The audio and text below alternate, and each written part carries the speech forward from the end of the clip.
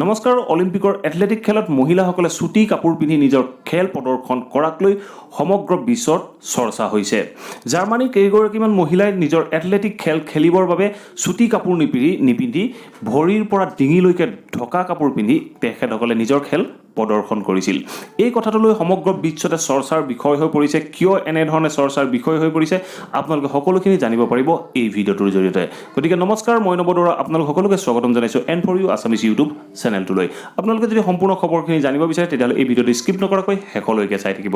আৰু যদি চেনেলটো ছাবস্ক্ৰাইব কৰা নাই ছাবস্ক্ৰাইব কৰি লওক, অল নটিফিকেশ্যন অন কৰি ল'ব। আৰু যদি ভিডিঅ'টো চাই ভাল পায় প্লিজ লাইক আৰু শ্বেয়াৰ কৰি যাবলৈ সমূলি নাপাহৰিব।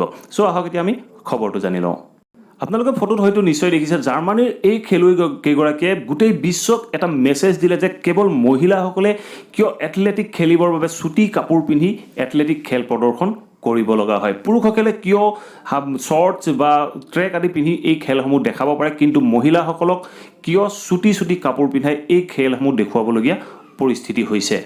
মহিলাসকলৰো অধিকাৰ থাকিব লাগে নিজৰ কাপোৰ চইচ কৰি পিন্ধিব পৰা। তেখেতসকলৰ যি কাপোৰ পিন্ধাৰ ইচ্ছা থাকে তেনেধৰণৰ কাপোৰ পিন্ধাৰ অধিকাৰ তেখেতসকলৰ ওচৰতো থাকিব লাগে।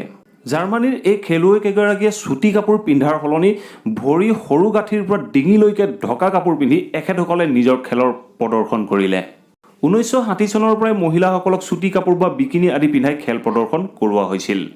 আজি এই 50 বছৰ 60 বছৰ দিন ধৰি এই বিষয়টোৰ ওপৰত কোনেও মাত মতা নাছিল। প্ৰথমবাৰৰ বাবে জাৰ্মানীৰ খেলুৱৈসকলে দীঘল কাপোৰ পিন্ধি এই পদক্ষেপৰ বিৰুদ্ধে মাত মাতিলে। তেখেতসকলে লগতে ক'লে যে আমি ৰিভিলিং কৰিব অহা নাই, আমি স্পৰ্টছ কৰিব আহিছোঁ বা আমি এথলেটিক খেলিব আহিছোঁ। আমাক এথলেটিক খেলিব দিয়া উচিত, আমাক তাৰ সলনি অবজেক্টিফাই কৰিব নালাগে।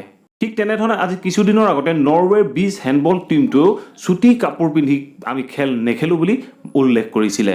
মহিলাসকলক কিয় বিকিনি আদি ছুটি কাপোৰ পিন্ধি স্পৰ্টছ কৰিবলৈ দিয়া হয়, এই কথাটোক লৈ ফিফায়ো বিভিন্ন ক্ষেত্ৰত বিভিন্ন মন্তব্য দিছে। যেনে মহিলা ফুটবলৰ ক্ষেত্ৰত বিশ্ববাসীক ইমান আকৰ্ষিত হোৱা দেখিবলৈ পোৱা নাযায়।